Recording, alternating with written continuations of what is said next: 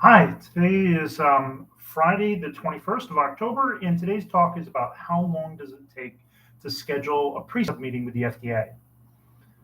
I published a blog this week about de novo submissions, and we were talking about what the timeline is for de novos. And part of the same article, we had a link in there for the MDUFA V decision goals. The FDA has three different areas that they're trying to improve their performance on, and their funding will be based upon how they do on those three goals. One of those is how quickly they can review and make a final decision on substantial equivalence for a 510K. The second one is making a decision on granting de novos or denying de novos. And the third one is on pre-submissions. And what happened during COVID was because they were getting user fees for the 510Ks and de novos, they naturally prioritized those. But the pre-subs, because those were unpaid, those slipped significantly. In some cases, they were actually denied. In some cases, they took the strategy of saying, please reduce the number of questions that you have down to 3 to 5 questions. Sometimes they would just push them out to a ridiculous date. We had one that was pushed out over 6 months.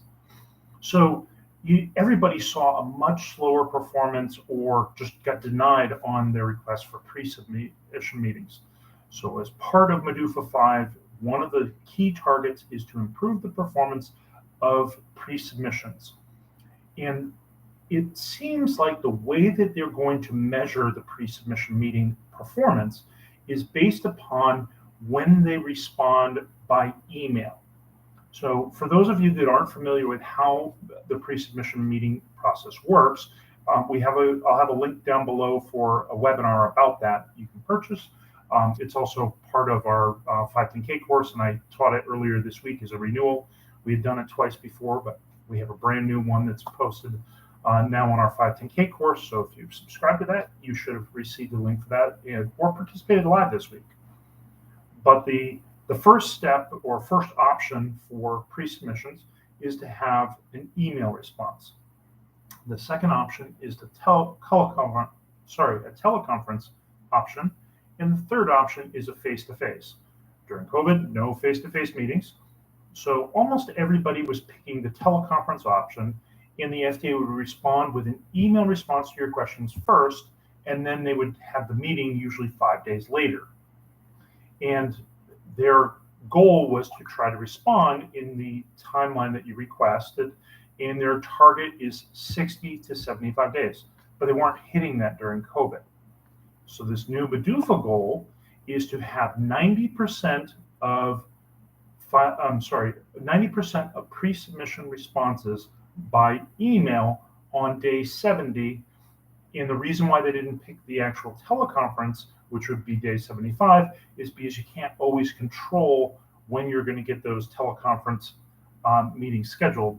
You might have the company ask for a delay because it doesn't fit with their schedule, or it might not fit with the FDA schedule, but at least they can get out the email response to your questions in a very controlled manner because they control all the factors there. So their goal is to get out these pre-submission email responses to your questions within 70 days. Now, if they do that, that would be a significant improvement over what we've seen in the last few years with COVID. And why is this such a big deal for the FDA? It has to do with their funding. Their funding for the CDRH for the Office of Device Evaluation comes from user fees. So when you submit a 510K, you pay a user fee. When you submit a de novo, you pay a user fee. But these pre-submissions, they don't pay a fee, but they're related to those because they don't grant a pre-sub unless it's questions that are related to a future planned submission. So it's to help companies improve the quality of their submissions. So what is the goal?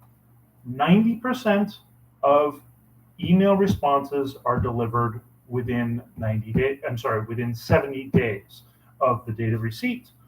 That's the goal. That would be a significant improvement. What's in it for the FDA? If you look at what their current hiring goals are, it's 144 new hires for fiscal year 2023. So that's a lot of people that they're going to hire. But then it drops significantly in 2024 to only 42 new hires. and then it drops again in 2025 to 24 hires. But if the FDA hits this goal of 90% of pre-subs, the email is responded to within 70 days, then they get 59 new hires in addition to the 24 that are planned for fiscal year 2025. And that'll be based on how they're standing on March 31st, 2024. So for the next year and a half, they're going to be hyper-focused on trying to improve the performance on their response to pre-submission meeting requests and getting that email out by day 70. And if they do that, they get 59 new headcounts. Now, the number I heard was $19 million that represents to the FDA. And that may seem like an insane amount of money, but if you think about it, every company has an overhead burden. Government organizations typically are going to have more of an overhead burden.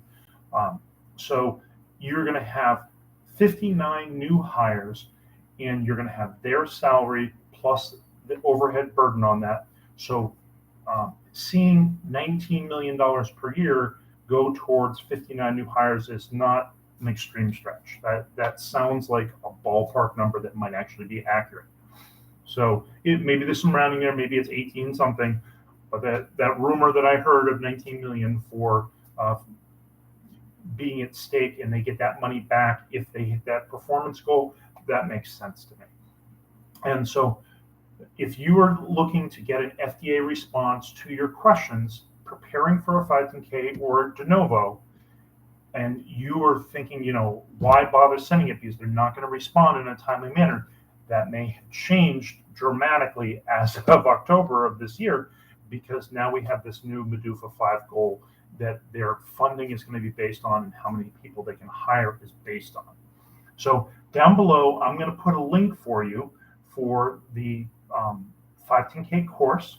So you can, and if you're interested, just medicaldeviceacademy.com/510K-course. And that's where you can buy our 510K course. And the most recent webinar that we did is the one on eStar pre-submissions. And the FDA is actually calling it a pre-star, which is kind of a cool name. But we've talked a lot about how to prepare a 510K pre-star or de novo pre-star, and what's different, what might be coming in the future, how it would be different, but all the things you need to do now with the current template of e-copies for a pre-submission. And we provided step-by-step, this is what's included in each one, what's our template, how to use the templates, what's optional, what's not optional, how to come up with the best questions. So it really went into detail, and we had some great questions from the audience. We had a couple of consultants that joined the session, and they asked smart questions. So that was a great session. If you purchase our pre-submission webinar by itself, I got to update the link for the page on that, but then you'll just get that one. But if you purchase the whole course, you get that and all the other ones that we have planned in the future here for the eStar. I'm also going to put a link below for the draft MDUFA V decision goals.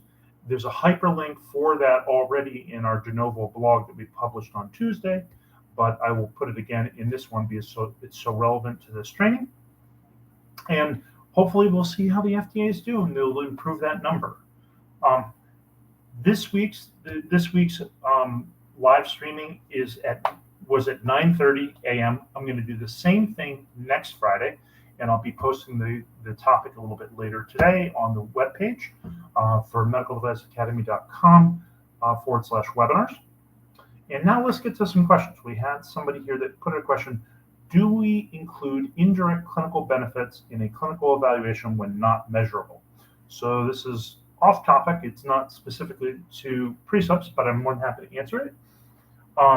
So whenever you are doing a clinical evaluation, one of the things that they want you to include is a benefit risk analysis. So you would include both direct clinical benefits and indirect clinical benefits, but they also want it to be measurable. So there's nothing wrong with including indirect clinical benefits in a clinical evaluation.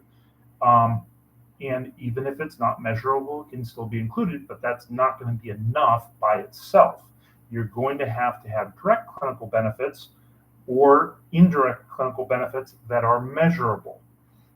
That's one of the key things that they've been emphasizing to all the reviewers. They want measurable clinical benefits, and they actually want you to show how you're going to be measuring that and how you gather that data. So I hope that answers your question.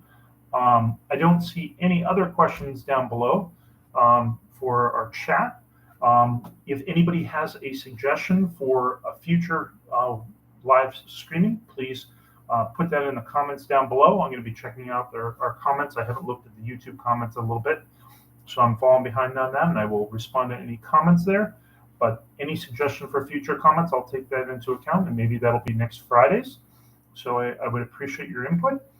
And also, if you found this video helpful, please don't forget to share it with other people and like it.